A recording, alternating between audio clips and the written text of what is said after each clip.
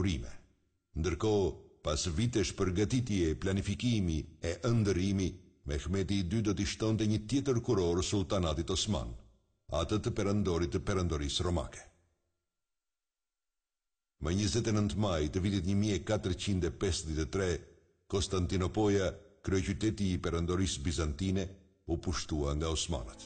Perandori Konstantini i 11 vdiq trimërisht bashkë me mbrojtësit e fundit. Mehmeti triumfues hyri në qytetin e pushtuar dhe filloi punën për ndërtimin e tij.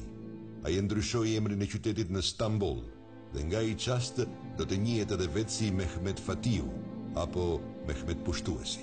Sultan Mehmet Pushtuesi, Mehmeti II apo Mehmet Fatiu. U pa unë mendoj me më shumë rëndësi nga disa antarë të elitës krishterë, sesa ata të elitës muslimane, që kishin një këndvështrim të ndryshëm nga i tij, por antarët e elitës fetare dhe politike ortodokse greke e panë atë si perandor i ri.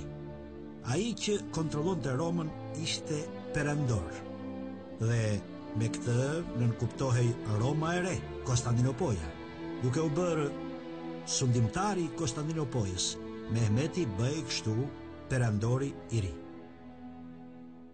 Krishterimin perëndimor e pushtoi një ndjesi katastrofe.